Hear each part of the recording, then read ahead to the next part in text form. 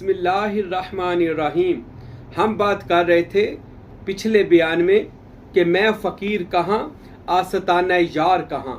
تو میرے مرشد کریم حضرت فقیر عبدالحمید صاحب نے مجھ سے پوچھا آپ کو کچھ چاہیے؟ تو میں نے عرض کی حضرت آپ نے مجھے قبول کر لیا؟ فرمایا ہاں۔ تو میں نے عرض کی حضرت اگر آپ نے قبول کر لیا تو میرے لیے یہ دنیا جہان کی ہر نعمت سے بہتر ہے کہ میں ایک مرشد کریم اللہ کے ولی کو قبول ہو گیا ہوں، کیونکہ حضرت باز یزید بستامی کا قول ہے، اللہ کے ولی نے ارشاد فرمایا کہ جو کسی کامل ولی کا بن جائے وہ اللہ کا بن جاتا ہے، کیونکہ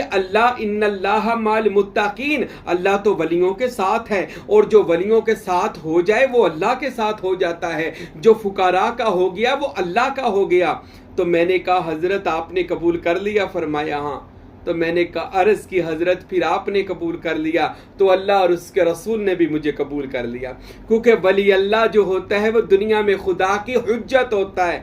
نشانی ہوتا ہے، اور اللہ تک لے جانے کے لیے اولو الامر منکم ہوتا ہے، جو اللہ کا خاص ولی کامل ہوتا ہے۔ تو سب سے بڑی نعمت یاد رکھیں، ہم مسلمان یہ نعمت، مومن یہ نعمت، اہل سنت الجماعت یہ نعمت، پھر سروری قادری طریقہ میں مرید یہ نعمت، اور کسی آج کے دور میں، فتنے کے دور میں، لالچ کے دور میں، فرقوں کے دور میں، ایک دوسرے کو جنتی جہنمی کے فتوے لگانے والے کے دور میں، آج کے دور میں کامل ولی اللہ کا مل جانا، میں کہتا ہوں اس سے بڑی اللہ کی نعمت عظمیٰ کیا ہو سکتی ہے۔ اللہ کا شکر ادا کیا کرے، ہم فقیروں کو آستانہ یار مل گیا، ارے کسی کو کلاچی شریف مل گیا، ارے کسی کو دربار سلطانیہ مل گیا، ارے کسی طالب کو، کسی مرید کو پاک پتن کا دولہ مل گیا، ارے کسی مرید کو شرک پور والا حاجی شیر محمد شرک پوری مل گیا، ارے کسی مرید کو بغداد والا شیخ عبد القادر جیلانی سرکار مل گئے، ارے کسی کو سیون والے شہباز کلندر مل گئے، ارے کسی مرید کو خواجہ غریب نواز معین الدین چشتی مل گئے، ارے کسی کو میاں میر مل گئے، کسی کو داتا علی حجویری مل گئے، ارے جس نے بھی در جانا پر سر جھکایا قبول کیا گیا، منظور ہو گیا، اس کی بیڑا دنیا آخرت میں پار ہو گیا، اپنا امام دنیا میں چن لیا گیا اور اس کو بھی چن لیا گیا۔ اور میں آپ کو یہ بھی بات بتا دوں، بعض لوگ کہتے اسی پیر ویکھاں گے کہ اسی پیر نو پھڑیے یا نہ دے مرید ہوئیے یا نہ ہوئیے۔ حضرت جلال الدین رومی رحمۃ اللہ علیہ نے مثنوی شریف میں لکھا کہ مرید کی کہاں مجال ہے کہ وہ مرشد کو ڈھونڈ سکے، ہم دنیا دار مرید، دنیا دار بندے، عام بندے اس ولی کو کیسے ڈھونڈ سکیں گے؟ ارے یہ تو ازلی ابدی فیصلے ہوتے ہیں، مرشد خود تلاش کرتا ہے جہان میں نے کس کو اپنا بیعت کرنا ہے۔ ارے شکر ادا کیا کرے اگر مرشد کہہ دے ہمارا بیعت ہو جائے، وہ بھی کامل مرشد کہہ دے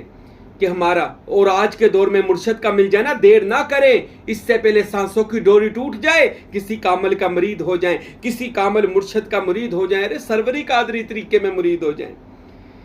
اللہ کے ولی کے رنگ میں رنگے جائیں۔ اللہ کی قسم ان کے پاس صبغات اللہ کا رنگ ہوتا ہے، تو اللہ کے رنگ میں رنگے جائیں۔ تو آستانہ یار جس کو مل گیا، ارے دیکھیں حضرت سلطان باہو جب بغداد شریف گئے نا تو گلیوں میں کھڑے ہو کر کہتے ہیں بغداد شہر دے ٹکڑے مانگساں کرساں میرا میرا ہوں۔ ارے میں کوئی بلند مرتبے نہیں مانگتا، میں غوث کتب دال ہونے کی دعائیں نہیں مانگتا، کیا مانگتا ہوں؟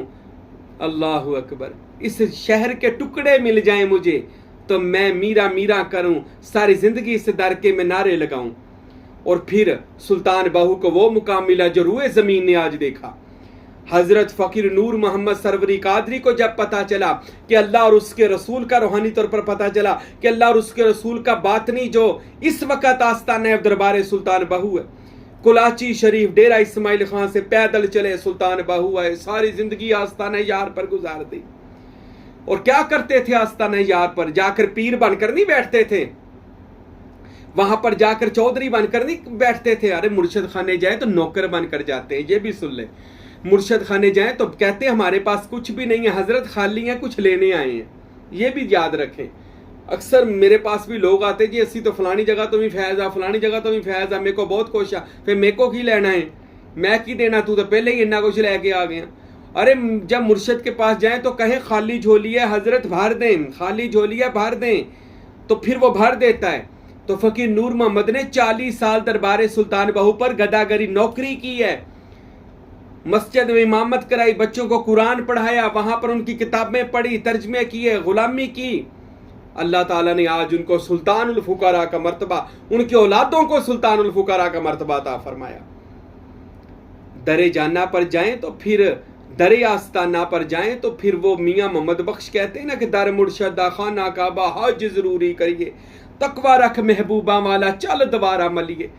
بس پھر مرشد کا آستانہ مل گیا، مرشد مل گیا تو قسم اللہ کی موجیں ہی موجیں، اللہ کی سب سے بڑی رحمت مل گئی، برکت مل گئی۔ میں کہتا ہوں اللہ مل گیا اگر آستانہ یار مل گیا، اگر آستانہ مرشد مل گیا تو مرشد اگر مل جائے، آستانہ یار مل جائے تو فقیر کی بات بن جاتی ہے، کیونکہ ان کے جو لڑ لگ جاتے ہیں وہ اللہ کے لڑ لگ جاتے ہیں۔ پھر آستانہ یار کی قیمت کوئی نہیں چکا سکتا، یعنی وہ کہتے ہیں نا کہ اس کو خرید لیا جائے، ارے جو آستانہ یار کا ہو جائے اس کو کون خرید سکتا ہے، کیونکہ ہم تو خود درے جانا پر بکے ہیں، اور جب تک آستانہ یار پر بکے نہ تھے تو کوئی پوچھتا نہ تھا، جب تک بکے نہ تھے ہمیں بھی کوئی پوچھتا نہ تھا۔ آپ نے خرید کر انمول کر دیا، آستانہ یار نے خرید کر انمول کر دیا۔ تو جس کو آستانہ یار ملنے پر، مرشد ملنے پر خوشی ہے، وہ اس پر شکر الحمدللہ کرے، اور یہ اللہ سے دعا کرے مولا ساری زندگی آستانہ یار پر گزرے اور موت بھی آستانہ یار پر آئے۔ اللہ ہم سب کو اپنے مرشد کریم سے لگاؤ محبت عطا فرمائے، ان کے آستانے کی محبت اور خدمت کی توفیق عطا فرمائے۔ وما علینا الا البلاغ المبین۔